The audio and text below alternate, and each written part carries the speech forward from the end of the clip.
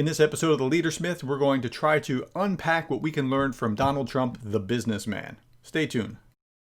In a world of incompetent bosses, micromanagers, and petty tyrants, you are listening to The Leadersmith.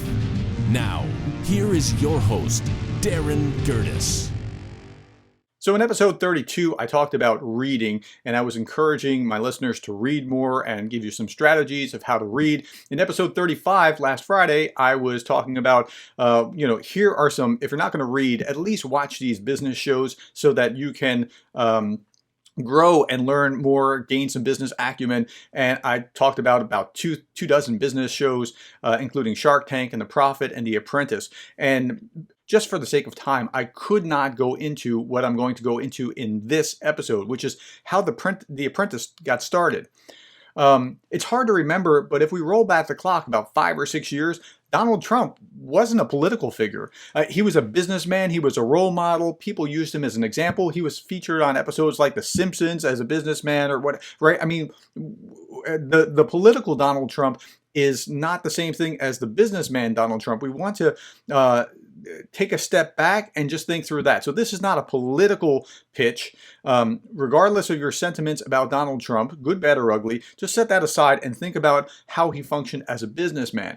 So I use Trump as an example in class to explain outcome differences.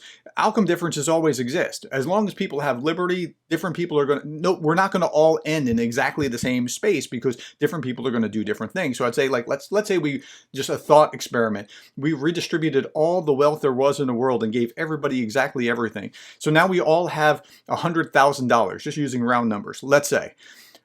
In a year or 5 years, it's not going to look like we're not all going to have $100,000 anymore because we're not all going to do the same things with it. Some people are going to go out and spend it because they don't know not to. Donald Trump is going to be Donald Trump again because he knows how to do this. He has that business background. So I use Donald Trump as that example in class for years, not having no idea that he would eventually become the president of the United States. In The Art of the Deal, his first book, the book that really made him, he said this: "I don't do it for the money. I've got enough, much more than I'll ever need. I do it to do it. Deals are my art form. Other people paint beautifully on canvas or write poetry. I like making deals, preferably big deals. That's how I get my kicks. Most people are surprised by the way I work. I play it very loose. I don't carry a briefcase. I try not to schedule too many meetings. I leave my door open. You can't be imaginative or entrepreneurial if you got too much structure. I prefer to come to work each day and just see what happens." Okay, now, that's an interesting quote. That's page 1, Art of the Deal. It's an interesting quote for a couple of reasons. One, that deals are his art form. That's how he thinks about it. And the other one is that he gives himself a lot of flexibility and he plays it loose. Okay, so let's think about this. In episode 35, I talked about how, Trump began doing The Apprentice. I said I was going to do another episode on that. And so that's what I'm going to do right now. So I found what I'm going to talk about in a book by Bill O'Reilly, The United States of Trump, published, I think, 2019.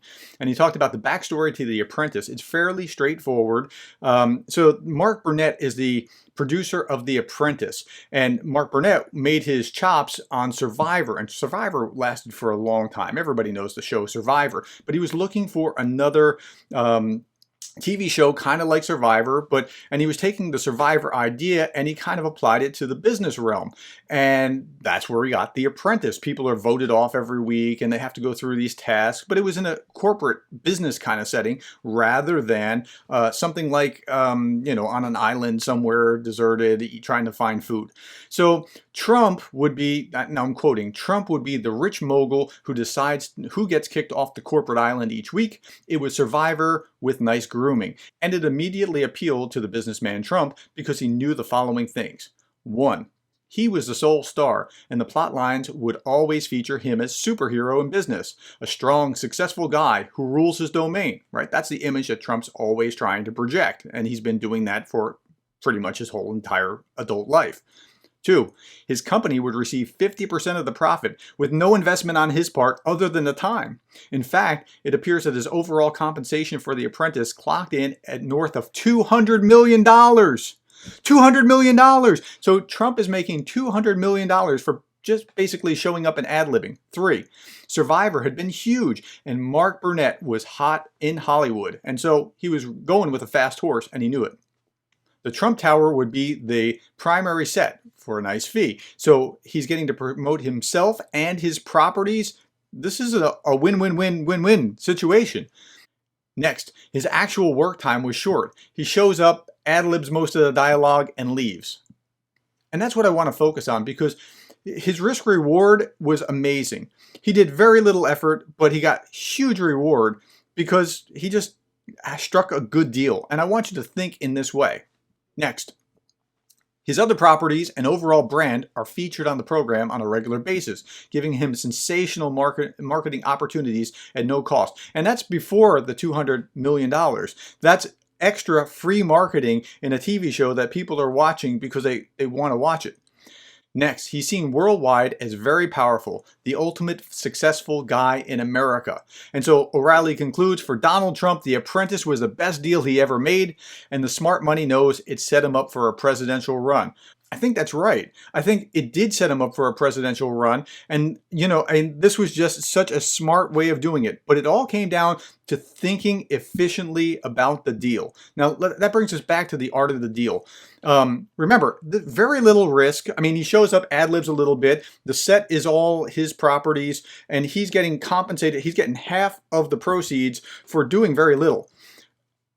There's not a lot that could go wrong here. In The Art of the Deal, Donald Trump talks about how he was trying to take over the Holiday Inn at one point. And this is page 222, if you're that interested in that. And so the stock's at $54 a share in August of 1986, and he's in a position to purchase it, and he's thinking, he can control the entire company. Well, he says this, quote, "No sooner did word get out that I began accumulating Holiday Inn stock than this price started to rise. I assume arbitrageurs were buying up the stock, figuring that I'd either make a move for control or someone else would. By early October, the price of the stock had reached 72. On Wednesday, November 11th, I heard from Alan Greenberg of Bear Stearns that Holiday was restructuring the company to fend off a potential hostile bid and was going to borrow $2.8 billion in order to pay an immediate $65 a share dividend to the shareholders. The stock jumped to 76. Without hesitation, I told Alan to sell, and he agreed. I still believe I could have overcome any barriers that Holiday tried to put in my way, but I just wasn't particularly eager to spend my life in court with these guys." Okay, so what do we learn from that? Donald Trump, just by switching gears and having himself positioned right in the deal, made $32 million just by selling the stock rather than trying to go for control because people thought that it was lazy. I mean, it was like he hardly even worked for it. Okay, that's page 222 if you want to look that up in The Art of the Deal.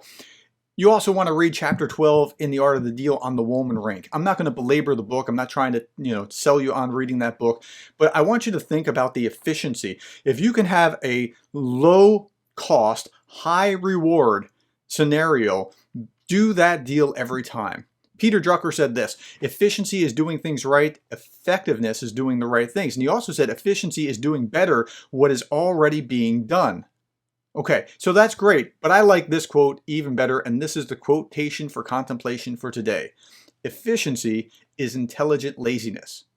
So how can you think like Trump the businessman? How can you be efficiently lazy? How can you maximize what you bring to the table by carving deals in such a way that you're going to get the biggest bang for the buck?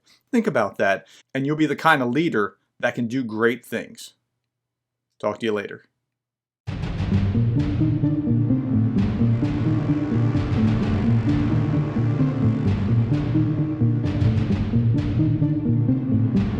Gosh, I love that quote. Efficiency is intelligent laziness. I mean, there's just something brilliant about that.